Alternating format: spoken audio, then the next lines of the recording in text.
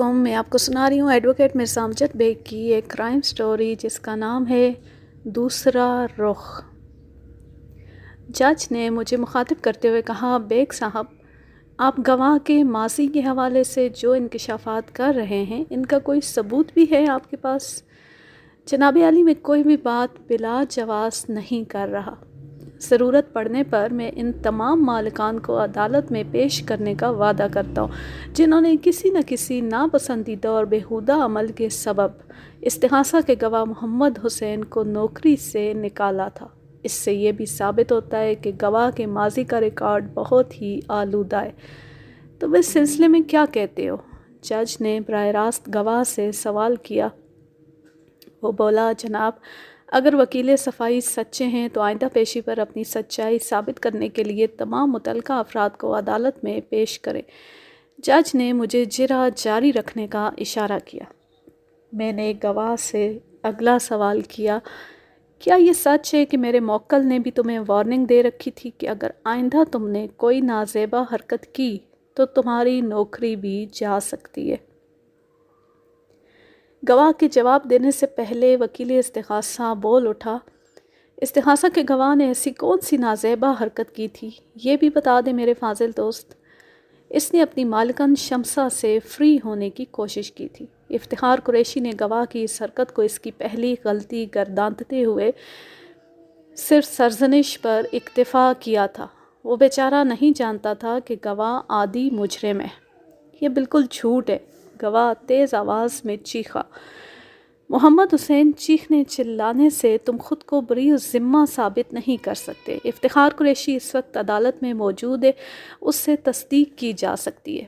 پھر میں نے جج کی جانب دیکھتے ہوئے کہا، جناب عالی، اگر معزز عدالت ضرورت محسوس کرے تو اس بارے میں ملزم سے بھی پوچھا جا سکتا ہے.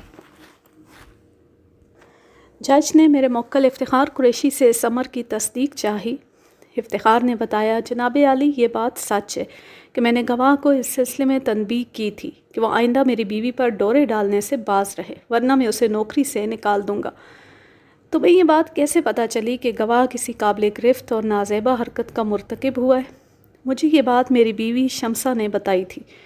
پھر تو تمہیں فوری طور پر گواہ کو فارغ کر دینا چاہیے تھا. میں نے ایسا ہی کرنے کا فیصلہ کیا تھا، مگر میں اپنی طبیعت کی نرمی سے مجبور ہوں. مجھ میں درگزر کا مادہ کوٹ کوٹ کر بھرا ہوا ہے. میں نے گواہ کی اس حرکت کو اس کی پہلی خطا سمجھ کر معاف کر دیا اور آئندہ کے لیے اسے وارننگ دے دی. میں اس بات کا قائل ہوں کہ غلطی انسان ہی سے ہوتی ہے، اور پہلی غلطی اگر قابل تعذیر نہ ہو تو تادیبی کارروائی ہی کافی ہوتی ہے. اس وضاحت پر جج اپنی کرسی سے ٹیک لگا کر بیٹھ گیا. یہ واضح اشارہ تھا کہ میں اپنی جرح جاری رکھوں. میں استغاثہ کے گواہ محمد حسین ڈرائیور کی طرف متوجہ ہو گیا. محمد حسین، تم نے وکیل استغاثہ کی جرح کے جواب میں بتایا ہے کہ ملزم کو اپنی بیوی شمسہ کے کردار پر شک تھا. جی ہاں، میں نے یہی بتایا ہے. اس کی ڈھٹائی دیدنی تھی. ملزم کو اپنی بیوی پر کس قسم کا شک تھا؟ اس کا خیال تھا کہ شمسہ اس سے بے وفائی کر رہی ہے.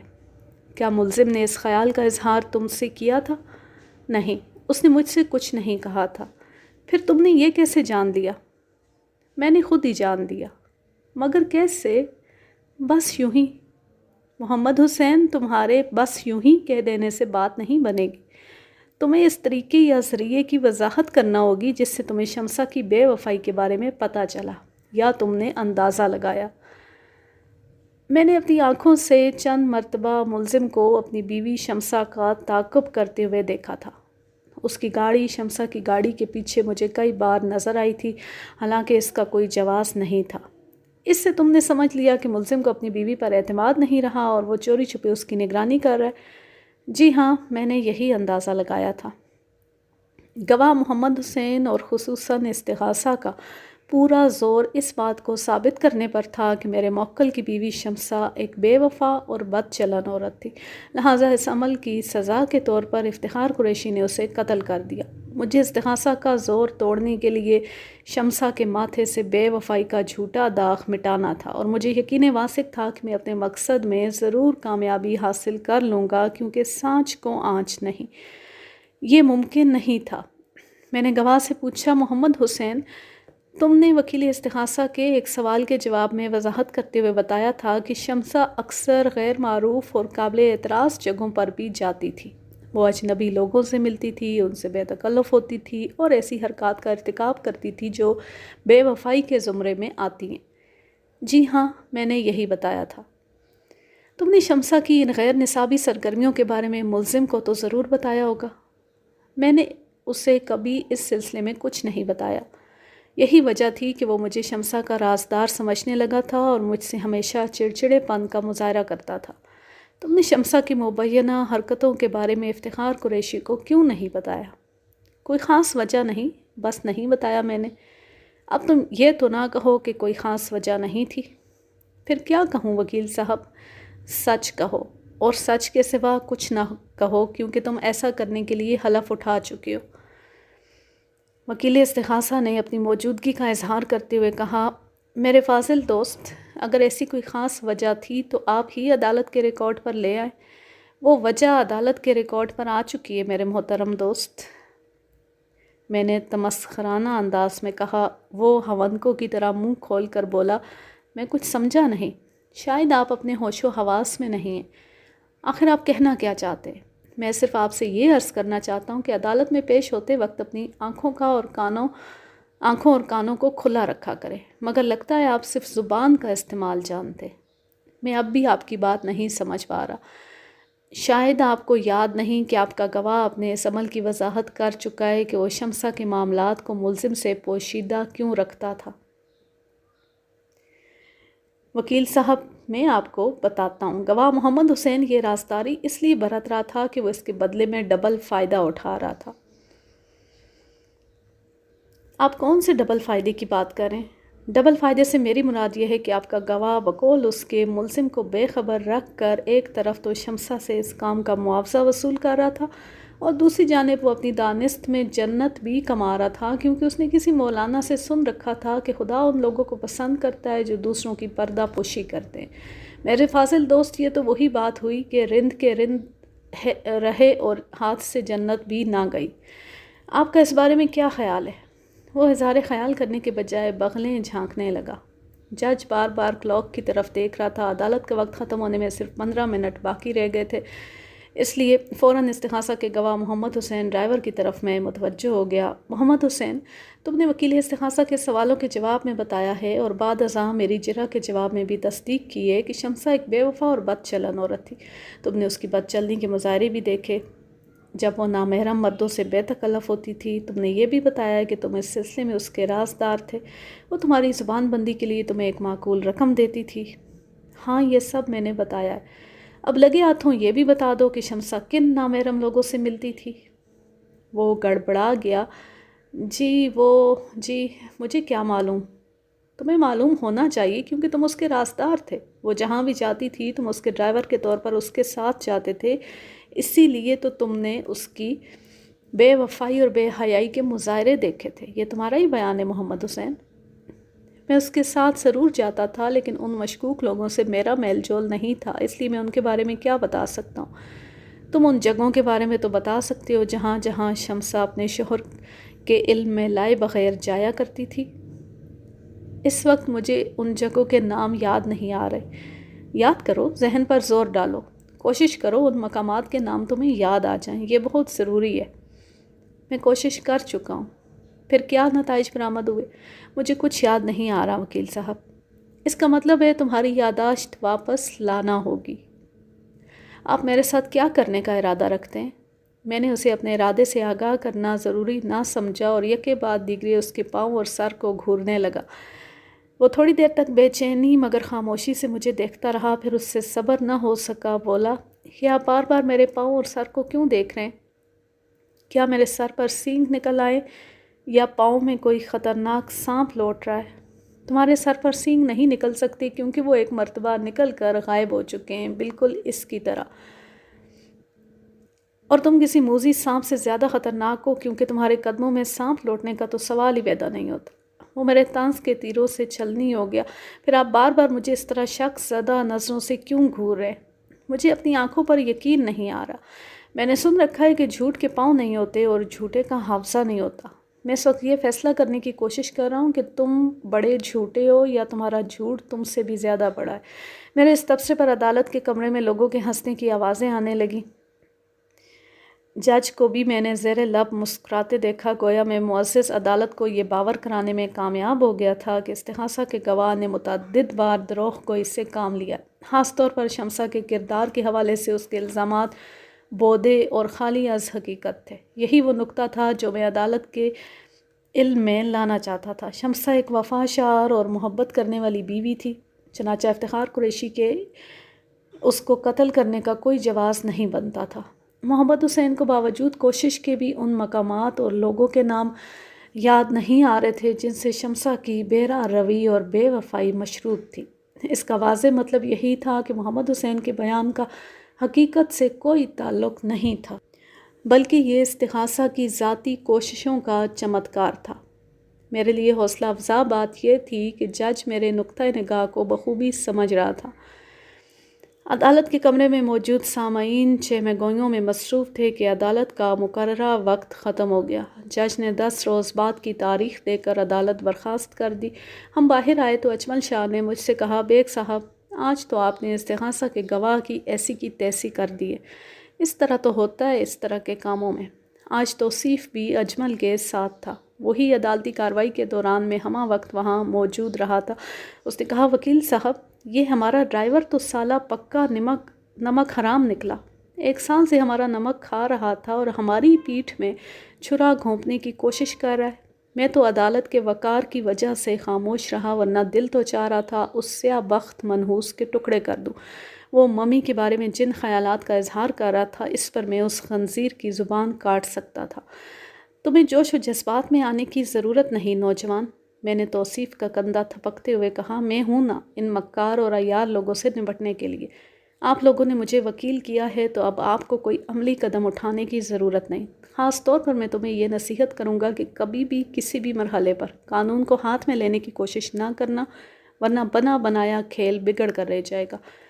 توصیف کی اٹھتی ہوئی جوانی تھی، اس کی رگوں میں ولولہ انگیز خون دوڑا تھا۔ اس عمر میں خون کن پٹیوں پر ٹھوکریں مارتا ہے۔ پھر توصیف پر تو سے تو جوانی ٹوٹ کر برسی تھی۔ وہ بلا شبہ ایک وجیح شخص تھا۔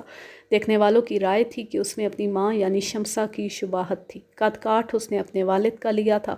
وہ میری بات کو سمجھ گیا، بولا، مگر وکیل صاحب، ایسا کیوں ہو جاتا ہے؟ کل تک جو لوگ ہمارے تلوے چاٹ رہے ہوتے ہیں، ہمارے دستے نگر ہوتے اور اپنی ہر ضرورت کے لیے ہمارے سامنے ہاتھ پھیلاتے ہیں، وہ اچانک خم ٹھونک کر ہمارے مقابلے پر کھڑے ہو جاتے ہیں۔ یہ دنیا ہے برخوردار، یہاں وہی ہے جو اعتبار کیا۔ پھر میں نے اسے میر کا پورا شعر پڑھ کر سنایا، یہ توہم کا کارخانہ ہے، یہاں وہی ہے جو اعتبار کیا۔ وہ بولا، میں نے سانپ کی کینچلی کے بارے میں تو سن رکھا ہے، لیکن انسان بھی اتنے روپ بدلتے ہیں، یہ میں نے سوچا بھی نہیں تھا۔ میں نے اس مرتبہ اسے غالب کا شعر سنا دیا جو انسانی نفسیات، رویوں اور فطرت کی بھرپور عکاسی کرتا ہے۔ ہیں کواکب کچھ، نظر آتے ہیں کچھ، دیتے ہیں دھوکہ یہ بازیگر کھلا۔ اجمل شاہ کافی دیر سے کچھ کہنا چاہ رہا تھا مگر اسے موقع نہیں مل رہا تھا۔ میں نے اس کی جانب متوجہ ہوتے ہوئے کہا، جی شاہ صاحب، کوئی خاص بات؟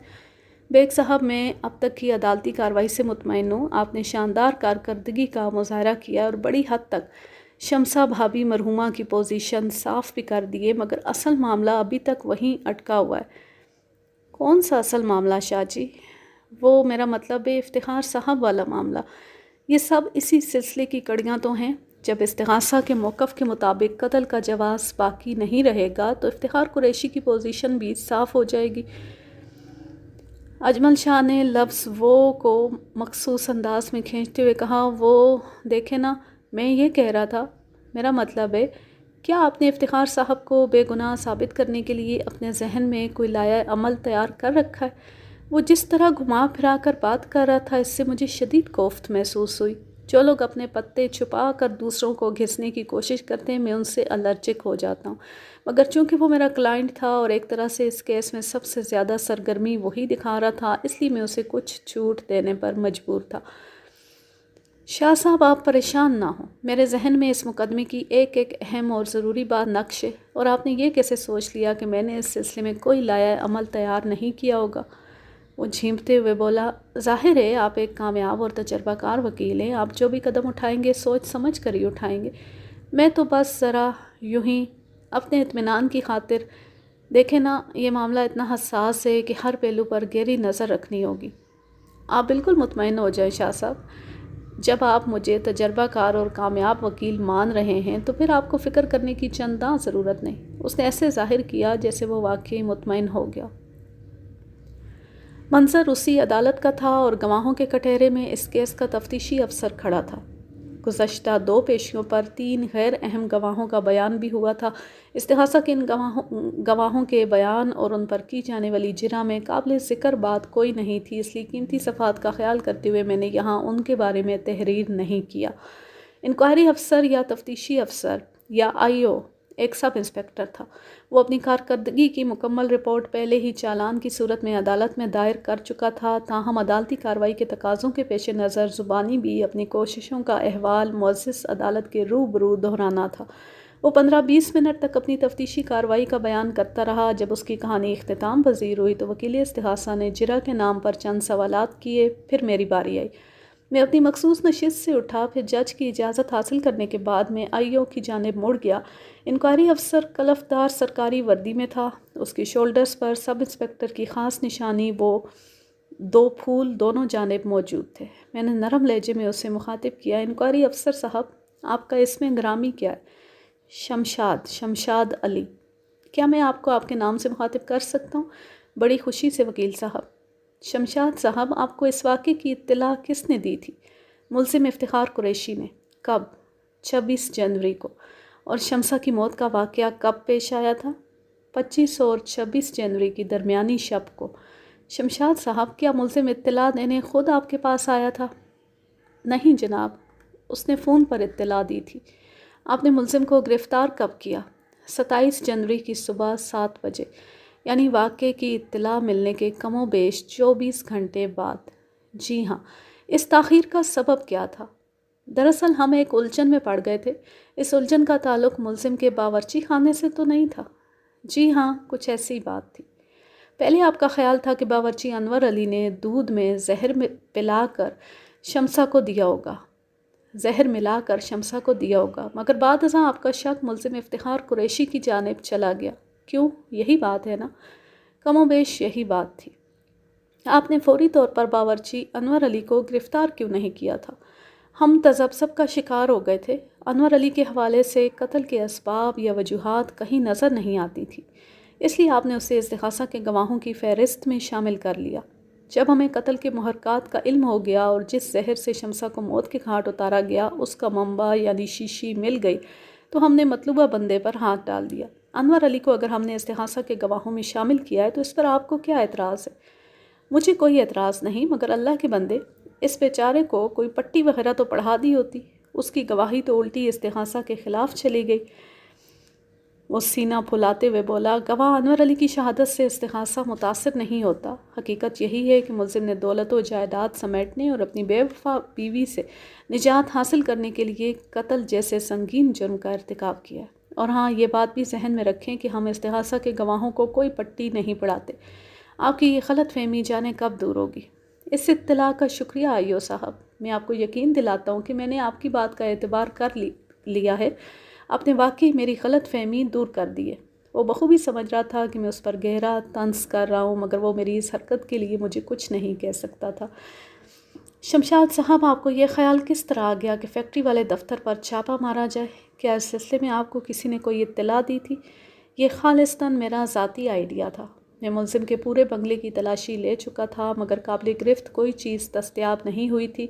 میں نے سوچا ذرا فیکٹری کی بھی چھان بین کر کے دیکھ لیا جائے، ممکن ہے کوئی اہم سراغ مل جائے، اور ایسا ہی ہوا بھی۔ یعنی آپ کو ملزم کے دفتر سے زہر والی شیشی مل گئی۔ نہ صرف زہر والی شیشی مل گئی بلکہ اس میں زہر کی اچھی خاصی مقدار بھی موجود تھی۔ بعد ازاں جس کے لیبارٹری تجزیے سے یہ بات ثابت ہو گئی کہ مقتولہ شمسہ کو اسی زہر سے ہلاک کیا گیا تھا۔ مذکورہ زہر والی شیشی آپ کو ملزم کے دفتر میں کس جگہ ملی تھی؟ ملزم کی میز کی دراز میں سے۔ کیا میز کی دراز لاکڈ تھی؟ نہیں، دراز ہمیں کھلی ملی تھی۔ کوئی آپ یہ کہنا چاہتے ہیں کہ ملزم انتہائی احمق انسان ہے؟ آپ کے مفروضے کے مطابق اس نے ایک انتہائی سریع الاثر خطرناک زہر سے اپنی بیوی کو ٹھکانے لگایا، پھر اس زہر کی شیشے کو ثبوت کے طور پر اپنی کھلی ہوئی دراز میں رکھ دیا تاکہ پولیس کو ہاتھ پاؤں ہلانے کی ضرورت محسوس نہ ہو۔ وہ آسانی سے زہر والی شیشی برآمد کر کے اس کی موت پر تصدیق کی مہر ثبت کر دے۔ اس سے تو یہی ظاہر ہوتا ہے کہ میرا موکل اپنی جان کا دشمن ہو گیا تھا۔ اس موقع پر انکوائری افسر نے وہی گھسا پٹا مقولہ دہرایا کہ ذہین سے ذہین مجرم بھی کہیں نہ کہیں کوئی غلطی ضرور کرتا ہے جس سے وہ قانون کی پکڑ میں آ جاتا ہے۔ آپ کا موکل تو نہایت اناڑی مجرم ثابت ہوا ہے۔ تفتیشی افسر صاحب، آپ کے چالان میں فنگر پرنٹس کی رپورٹ شامل نہیں کہ آپ نے زہر والی شیشی پر سے فنگر پرنٹس نہیں اٹھائے تھے؟ ہم نے اس کی ضرورت محسوس نہیں کی، حالانکہ تفتیش کا یہ سب سے اہم مرحلہ ہوتا ہے۔ وہ خاموش کھڑا مجھے تکتا رہا۔ میں نے استغاثہ کا ایک واضح سکم جج کے سامنے ثابت کر دیا تھا۔ جج نے میں نے خیز انداز میں گردن ہلاتے ہوئے اپنے سامنے پھیلے ہوئے کاغذات کا جائزہ لیا۔ تھوڑی دیر بعد سر اٹھا کر میری طرف دیکھا۔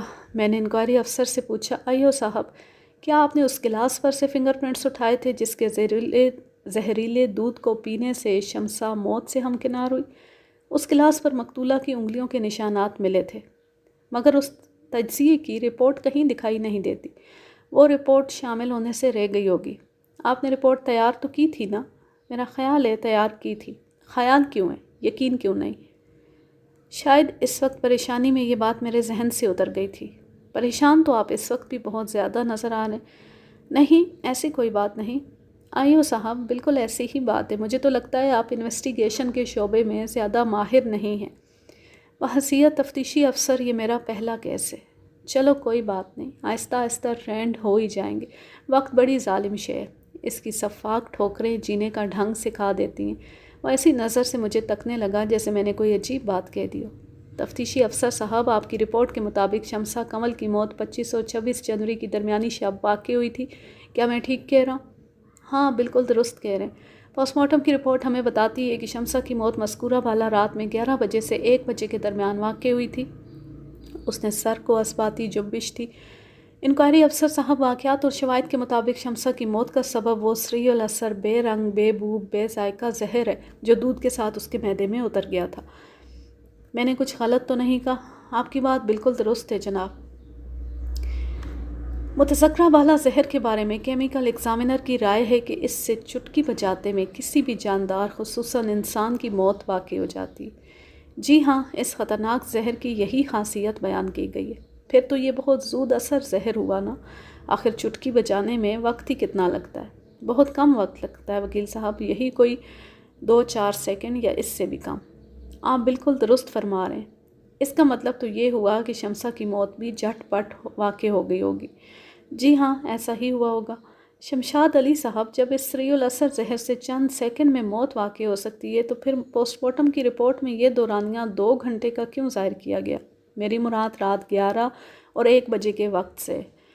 میں نے مقتولہ کا پوسٹ مارٹم نہیں کیا تھا اور نہ ہی وہ رپورٹ میں نے لکھی ہے۔ میں آپ کے سوال کا جواب کس طرح دے سکتا ہوں؟ پھر میرے سوال کا جواب کون دے گا؟ آپ یہ بات میڈیکل لیگل افسر سے دریافت کریں۔ چلیں، میں انہی سے پوچھ لیتا ہوں۔ پھر میں نے جج سے درخواست کی کہ میڈیکل لیگل افسر کو گواہوں کے کٹہرے میں بلایا جائے۔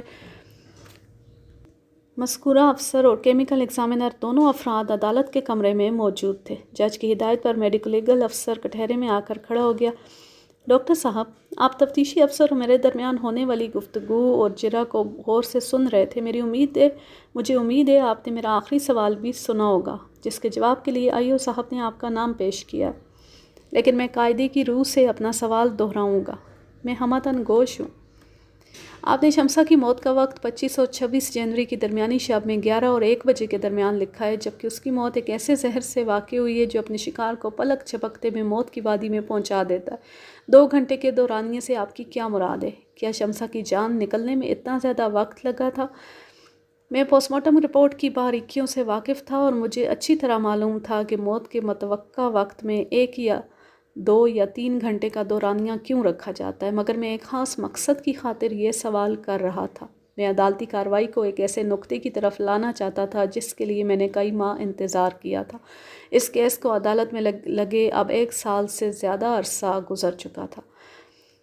وکیل صاحب، بات دراصل یہ ہے کہ جب ہم کسی کی موت کا متوقع دورانیہ بتاتے ہیں تو اس کا ہرگز یہ مطلب نہیں ہوتا کہ اس شخص کو مرنے میں اتنا وقت لگا ہوگا، اور نہ ہی اس سے ہماری مراد یہ ہوتی ہے کہ اس دورانیے کا اوسط وقت کسی شخص کی موت کا وقت ہوگا۔ مثال کے طور پر مذکورہ کیس میں 11 اور 1 بجے کا اوسط وقت رات 12 بجے کا وقت ہوگا۔ میں آپ کی بات سمجھ گیا ڈاکٹر صاحب، آپ یہی کہنا چاہتے ہیں نا کہ شمسہ کی موت 25 اور 26 جنوری کی درمیانی شب 11 اور 1 بجے کے درمیان کسی بھی لمحے واقع ہوئی ہوگی۔ وہ لمحہ 11:01 کا بھی ہو سکتا ہے اور 12:59 کا بھی۔ ان 2 گھنٹوں کے درمیان کا کوئی بھی وقت ہو سکتا ہے۔ اب بات کی تہہ تک پہنچ گئے وکیل صاحب۔ ویسے ہم اپنے طور پر مارجن ضرور رکھتے ہیں۔ مارجن سے آپ کی کیا مراد ہے؟ یعنی ہم احتیاط کا دامن ہر صورت تھامے رکھتے ہیں۔ آپ موجودہ کیس کی مثال سے میری بات کو سمجھنے کی کوشش کریں۔ میں نے شمسہ کی موت کا متوقع وقت رات 11 اور 1 بجے کے درمیان کا لکھا ہے، جبکہ میرے علم کے مطابق یہ وقت 11:15 سے رات 12:45 بجے کا ہونا چاہیے۔ میں نے احتیاطاً دونوں جانب 15 منٹ کا مارجن چھوڑا۔ لوہا گرم تھا اور اب چوٹ لگانے کا وقت آ گیا تھا۔ میں نے کہا، ڈاکٹر صاحب، آپ کے طریقہ کار سے تو میں اس نتیجے پر پہنچا ہوں کہ کسی بھی صورت شمسہ کی موت رات 11 بجے سے پہلے نہیں ہوئی ہوگی۔ سوال ہی پیدا نہیں ہوتا۔ اور اسی طرح اس بات کے امکانات بھی 0 کے برابر ہیں کہ شمسہ کی موت رات 1 بجے کے بعد واقع ہوئی ہو۔ بالکل آپ کا تجزیہ یا اندازہ 100% درست ہے۔ تھینک یو ڈاکٹر صاحب۔ جناب عالی، موجودہ صورتحال کی روشنی میں دعوے سے کہہ سکتا ہوں کہ میرا موکل کسی بھی صورت اپنی بیوی کو قتل نہیں کر سکتا۔ وہ بے گناہ ہے۔ اسے گہری سازش کے ذریعے اس مقدمے میں ملوث کیا گیا ہے۔ یہ بات میڈیکل لیگل افسر کے تازہ ترین بیان سے بھی ثابت ہوتی ہے۔ آپ کہنا کیا چاہتے ہیں بیگ صاحب؟ جج نے الجھے ہوئے لہجے میں سوال کیا۔ وکیل استغاثہ نے بھی احتجاج کیا۔ میڈیکل لیگل افسر کی وضاحت سے آخر کس طرح ملزم بے گناہ ثابت ہوتا ہے، یہ بات میری سمجھ سے بالاتر ہے۔ بیگ صاحب، آپ اپنے دعوے کی وضاحت میں کیا کہیں گے؟ یور آنر، میڈیکل لیگل افسر کی ٹیکنیکل وضاحت کی روشنی میں میرا موکل اس طرح بے گناہ ثابت ہوتا ہے کہ شمسہ کی موت کے متوقع دورانیے میں وہ جائے وقوع سے دور اپنے ایک دوست غلام جیلانی کے گھر واقع ڈیفنس سوسائٹی میں موجود تھا۔ وہ 25 اور 26 جنوری کی درمیانی شب رات 10 بجے سے 4 بجے تک غلام جیلانی کے بنگلے پر رہا تھا، جہاں ان کے مشترکہ دوست آفتاب نصیر اور مسعود ظفر بھی پہنچے ہوئے تھے۔ علاوہ ازیں یہ بات مرحومہ شمسہ کنول کو بھی معلوم تھی۔ میرے سنسنی خیز انکشاف نے بھری عدالت میں سناٹا طاری کر دیا۔ جج اور وکیل استغاثہ سمیت تمام حاضرین عدالت مبہوت رہ گئے اور سوالیہ انداز میں ایک دوسرے کا منہ دیکھنے لگے۔ پھر اس سناٹے کو ایک چیختی ہوئی آواز نے مجروح کیا۔ یوں محسوس ہوا جیسے اچانک کوئی بم پھٹا ہو۔ ناممکن، یہ نہیں ہو سکتا۔ شمسہ کو تو افتخار ہی نے زہر دے کر ہلاک کیا۔ افتخار کے سوا کوئی دوسرا قاتل نہیں ہو سکتا۔ قاتل وہی ہے، افتخار۔ افتخار کو موت کی سزا ہونا چاہیے۔ سب سے دلچسپ اور حیران کن بات یہ تھی کہ یہ الفاظ ایک ایسے شخص کی زبان سے ادا ہو رہے تھے جو میرے موکل کا سب سے بڑا خیر خواہ تھا، یعنی اجمل شاہ۔ اس کے ساتھ ہی ایک اور واقعہ رونما ہوا۔ جیسے ہی اجمل شاہ نے اپنی بات پوری کی، وہ لڑکھڑایا اور چکر کھا کر سمی بوس ہو گیا۔ چند افراد اس کی جانب بڑھے اور اس کو چیک کرنے لگے۔ عدالت کے کمرے میں میڈیکل لیگل افسر موجود تھا۔ اس نے فوراً تصدیق کر دی کہ اجمل شاہ کسی شدید صدمے کے باعث بے ہوش ہو گیا۔ ایسا صدمہ کون سا ہو سکتا تھا؟ ہر شخص کے ذہن میں یہی سوال چکرا رہا تھا۔ جج نے باقاعدہ مجھ سے پوچھ لیا، بیگ صاحب، جنرل منیجر صاحب کو کیا ہوا ہے؟ میں خود کسی نتیجے پر پہنچنے سے قاصر ہوں جناب عالی۔ جو کچھ بھی ہوا ہے سب کے سامنے ہی ہوا ہے۔ جج نے کہا، یہ شخص ملزم کا سچا خیرخواہ بنا ہوا تھا، پھر اس کی بے گناہی کی خبر سن کر اس پر بے ہوشی کا دورہ کیوں پڑ گیا؟ ہم اسے خوشی کی انتہا سے بھی تعبیر نہیں کر سکتے۔ اس نے تو باقاعدہ اس بات پر زور دیا ہے کہ قتل افتخار ہی نے کیا۔ یہ عجب ماجرا ہے۔ آپ بجا فرماتے ہیں جناب عالی، اسے تو ملزم کے بے گناہ ہونے کا افسوس ہوا ہے۔ میں ابھی تک سمجھ نہیں سکا کہ اس خوشی کے موقع پر اس نے دشمنوں والے رویے کا مظاہرہ کیوں کیا۔ تھوڑی دیر بعد اجمل شاہ کو فوری طبی امداد کے لیے قریبی ہسپتال بھیج دیا گیا، تاہم احتیاطاً 2 سرکاری اہلکار بھی اس کے ساتھ گئے تھے۔ جج کی ہدایت پر عدالتی کارروائی کو وہیں سے شروع کیا گیا۔ وکیل استغاثہ نے سوال اٹھایا، میرے فاضل دوست، آپ نے انکشاف کیا کہ وقوعے کی رات اپنے گھر سے غیر حاضری کے بارے میں شمسہ بھی جانتی تھی۔ موصوفہ تو اب اس دنیا میں نہیں رہی، آپ کے دعوے کی تصدیق کس طرح ہوگی؟ میرے دعوے کی تصدیق کے لیے شمسہ کا ہونا ضروری نہیں ہے میرے عقل مند دوست۔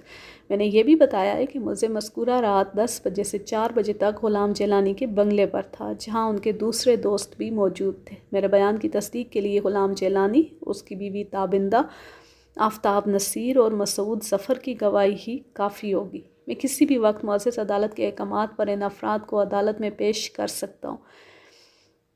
میرا یہ جواب سن کر وکیل استغاثہ بغلیں جھانکنے لگا اور خجالت آمیز نظر سے ادھر ادھر دیکھنے لگا۔ انکوائری افسر شمشاد علی نے بآواز بلند پوچھا، وکیل صاحب، اگر آپ کے موکل نے اپنی بیوی کو قتل نہیں کیا تو پھر شمسہ کا قاتل کون ہو سکتا ہے؟ واہ واہ، سبحان اللہ، جو کام آپ کا ہے اس کے بارے میں آپ مجھ سے پوچھ رہے ہیں۔ دیکھو میاں آئیو صاحب، میں ذرا دوسری قسم کا وکیل ہوں، تم اس شعبے میں ابھی رنگ روٹ ہو، اس لیے میرے مزاج سے واقف نہیں ہوں۔ میں کوئی بھی کام فیس لیے بغیر نہیں کرتا۔ میں اپنے موکل کو بھری عدالت میں بے گناہ ثابت کر چکا ہوں۔ شمسہ کے قاتل کو تلاش کرنا تمہارا کام ہے۔ ہاں البتہ اگر تم میری فیس دینے پر تیار ہو جاؤ تو میں تمہیں چند ٹپس دے سکتا ہوں۔ وکیل استغاثہ نے کہا، مجھے تو اجمل شاہ میں کوئی گڑبڑ دکھائی دیتی ہے۔ یہ بات آپ انکوائری افسر کو بتائیں تو زیادہ اچھا رہے گا۔ اجمل شاہ نے جس غیر متوقع رویے کا مظاہرہ کیا ہے اس میں گڑبڑ تو ضرور ہے۔ جج نے مجھے ہدایت کی کہ آئندہ پیشی پر میں ان افراد کو عدالت میں پیش کروں جن کے ساتھ ملزم افتخار نے وقوع والی رات 6 گھنٹے گزارے تھے، یعنی رات 10 بجے سے 4 بجے تک کا وقت۔ میں نے جج کی ہدایت کے مطابق عمل کیا اور اگلی پیشی پر مطلوبہ افراد کو عدالت میں حاضر کروا کر اپنے موکل کی جائے واردات سے غیر موجودگی ثابت کر دی۔ اس موقع پر ایک سوال یہ بھی اٹھا کہ ممکن ہے شمسہ نے خودکشی کی ہو، لیکن پھر اس سوال کی تردید میں بھی بہت سے سوال اٹھ کھڑے ہوئے، مثلاً یہ کہ اگر شمسہ نے خودکشی کی تھی تو اس کی وجہ کیا تھی؟ بظاہر کوئی وجہ نظر نہیں آتی، وہ ایک انتہائی خوشباش، مطمئن اور آسودہ زندگی گزار رہی تھی۔ دوسرا سوال یہ تھا کہ اگر شمسہ نے اپنے ہاتھوں سے اپنی جان لی تھی تو پھر زہر والی شیشی افتخار قریشی کی دراز میں کیسے پہنچ گئی؟ سب سے اہم اور غور طلب سوال تو یہ تھا کہ افتخار قریشی کی بے گناہی ثابت ہونے پر اس کا سب سے بڑا ہمدرد یعنی اجمل شاہ فرط غم سے کیوں بے ہوش ہو گیا تھا؟ یہ اور ان جیسے دیگر سوالات کے درمیان جج نے فیصلے کی تاریخ دے کر عدالت برخاست کر دی۔ آئندہ پیشی پر عدالت نے میرے موکل کو باعزت بری کر دیا۔ اسی موقع پر یہ بھی معلوم ہوا کہ پولیس نے اجمل شاہ کو شمسہ کے قتل کے الزام میں گرفتار کر کے اس سے اقبال جرم کروا لیا تھا۔ وکیل استغاثہ کے اشارے کو انکوائری افسر نے فوراً کیچ کر لیا تھا اور اسی وقت وہ اجمل کی ٹو میں لگ گیا تھا۔ بالآخر وہ اپنے مقصد میں کامیاب ہو گیا۔ اجمل شاہ نے بڑا بھیانک منصوبہ بنایا تھا، مگر اچانک ناکامی نے اسے حسابی طور پر توڑ پھوڑ کر رکھ دیا اور وہ پولیس کی تفتیش کے سامنے زیادہ دیر مزاحمت نہ کر سکا۔ اسے زبان کھولتے ہی بنی۔ واقعات کے مطابق وہ شمسہ کے قتل کے الزام میں افتخار قریشی کو پھانسی چڑھوا کر ان کے کارخانے، بنگلے اور دیگر مال و دولت پر قابض ہونے کا خواب دیکھ رہا تھا۔ یوسف پہلے ہی اس کی مٹھی میں تھا، وہ اجمل کو انکل کہتا تھا اور سب سے زیادہ اسی کی سنتا تھا۔ شمسہ اور افتخار کا پتہ جھڑ جاتا تو سب کچھ توصیف کی ملکیت میں چلا جاتا کیونکہ وہی اکلوتا وارث تھا۔ پھر آہستہ آہستہ اجمل ناپختہ ذہن توصیف پر اپنے پنجے مہارت سے گاڑتا کہ توصیف بے بس ہو کر رہ جاتا۔ شمسہ کو اکثر آدھے سر کا درد رہتا تھا۔ اجمل نے اپنے منصوبے کو کامیاب بنانے کے لیے شمسہ کی اس کمزوری سے فائدہ اٹھانا چاہا۔ ان دنوں ہومیوپیتھک علاج نیا نیا متعارف ہوا تھا۔ اجمل نے ایک روز علیحدگی میں شمسہ سے کہا کہ اس کے سر کے درد کا شافی علاج ہومیوپیتھی ہی سے ہو سکتا ہے، مگر مصیبت یہ تھی کہ افتخار ہومیو علاج کا قائل نہ تھا، وہ ہمیشہ ایلوپیتھی ہی سے استفادہ کرتا تھا۔ اجمل نے شمسہ کو رازداری برتنے کا وعدہ کر کے کہا کہ وہ اسے ایک پڑیا دوا کی لا کر دے گا۔ شمسہ رات کو نیم گرم دودھ میں وہ پڑیا گھول کر پی جائے، انشاءاللہ زندگی بھر کے لیے آدھے سر کے درد سے نجات مل جائے گی۔ شمسہ نے کہا کہ افتخار کو پتہ نہیں چلنا چاہیے۔ اجمل نے جھٹ قسم اٹھا کر وعدہ کر لیا کیونکہ یہ بات اس کے مفاد کے لیے موزوں تھی۔ وہ تو خود یہی چاہتا تھا کہ کسی کو کانوں کان خبر نہ ہو اور وہ اپنے مقصد میں کامیاب ہو جائے۔ اجمل نے نہایت رازداری کے ساتھ بے رنگ، بے بو، بے ذائقہ لیکن سریع الاثر زہر کی ایک پڑیا لا کر شمسہ کے حوالے کر دی۔ اس زہر کی خاصیت یہ تھی کہ وہ اپنے شکار کو پلک جھپکتے میں ختم کر دیتا تھا۔ اجمل نے افتخار کو پھانسنے کے لیے زہر کی بقیہ مقدار ایک شیشے میں ڈال کر افتخار کی دراز میں رکھ دی۔ اجمل اپنے منصوبے میں تقریباً کامیاب ہو چکا تھا کہ بالکل آخری وقت میں نے کیس کا پانسا پلٹ دیا۔ یہ اچانک صدمہ اجمل کی برداشت سے باہر تھا۔ ساحل پر پہنچ کر کوئی بھی ڈوبنا پسند نہیں کرتا، یہ ایک ایسی بات ہوتی ہے جو موت سے زیادہ اذیت ناک ہوتی ہے۔ اسی اسی لیے ہوش و حواس کھو کر اس روز بھری عدالت میں وہ چلا اٹھا تھا، ناممکن، یہ نہیں ہو سکتا، مگر یہ ہو چکا تھا۔ وقت اپنی چال چل گیا تھا، جس طرح گزرے ہوئے وقت کو واپس نہیں لوٹایا جا سکتا، اسی طرح اجمل بھی اپنی ناکامی کو کامیابی میں نہیں بدل سکتا تھا، اس لیے بے ہوش ہو گیا تھا۔ میں صاف گوئی سے کام لیتے ہوئے یہ اعتراف ضرور کروں گا کہ آخر وقت تک میں بھی اجمل شاہ کی اصلیت سے بے خبر رہا تھا، مگر وہ کیا کہتے ہیں کہ ہر کام کا ایک وقت مقرر ہے۔ اجمل کی کلائی کھلنے کا بھی ایک وقت تھا، اس سے پہلے وہ کس طرح بے نقاب ہو سکتا تھا؟ اسی کو وقت کی ستم ظریفی کہتے ہیں۔ وقت نے تصویر کو الٹ کر اس کا دوسرا رخ نمایاں کر دیا تھا۔ یوں یہ کہانی اپنے اختتام کو پہنچی۔ اب میں لیتی ہوں آپ سے اجازت، جا رہے خوش رہیں، شاد و آباد رہیں، ہنستے مسکراتے رہیں۔ اللہ حافظ، اللہ نگہبان۔